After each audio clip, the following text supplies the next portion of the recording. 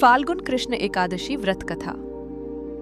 धर्मराज युधिष्ठिर ने कहा, हे जनार्दन, कृपा करके बताइए कि फाल्गुन मास के कृष्ण पक्ष की एकादशी का क्या नाम है और उसका विधान क्या है।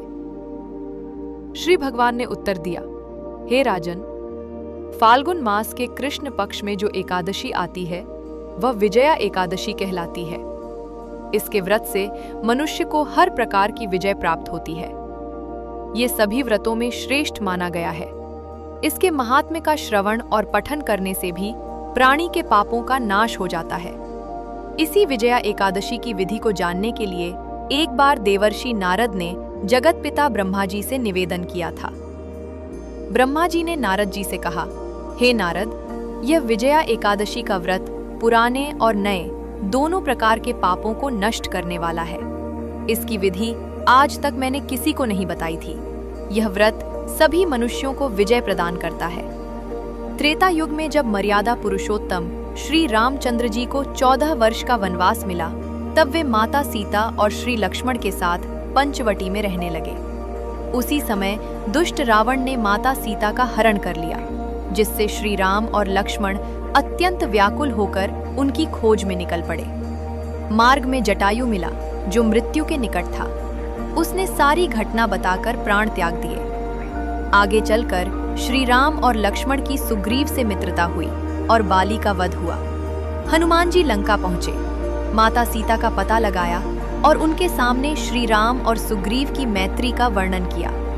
लौटकर हनुमान जी ने श्री राम को वहां की पूरी जानकारी दी। इसके बाद श्री राम सुग्रीव की वानर सेना के साथ लंका की ओर बढ़े। जब वे समुद्र तट पर पहुंचे तो मगरमच्छों से भरे उस अगाध सागर को देखकर श्री राम ने लक्ष्मण से पूछा कि इस समुद्र को पार करने का उपाय क्या हो सकता है। लक्ष्मण ने उत्तर दिया, हे पुरुषोत्तम, आप सब जानते हैं, यहाँ से आधा योजन दूर कुमारी द्वीप में वक्दालभ्य नाम के मुनि रहते हैं, जिन्होंने अनेक बार ब्रह्मा को भी देखा है। आप उनसे उपाय पूछिए। लक्ष्मण की बात सुनकर श्री राम तुरंत मुनि वक्दालभ्य के आश्रम पहुंचे और उनका प्रणाम करके बैठ गए। मुनि ने मनुष्य रूप में विराजमान श्री राम को पहचान लिया और पूछा, हे राम, यहाँ किस कारण आए हो?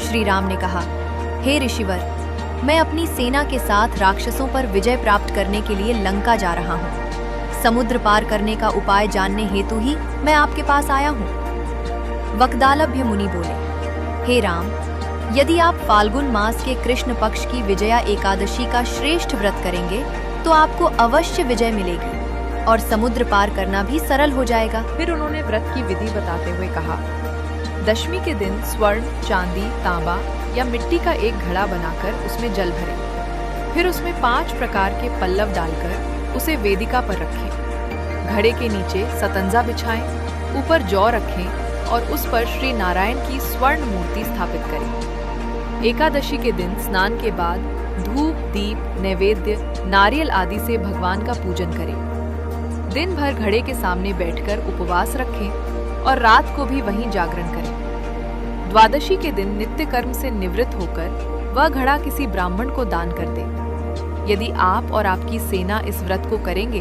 तो निश्चय ही आपकी विजय होगी। श्री रामचंद्र जी ने पूर्ण श्रद्धा से व्रत किया और उसी के प्रभाव से राक्षसों पर विजय पाई।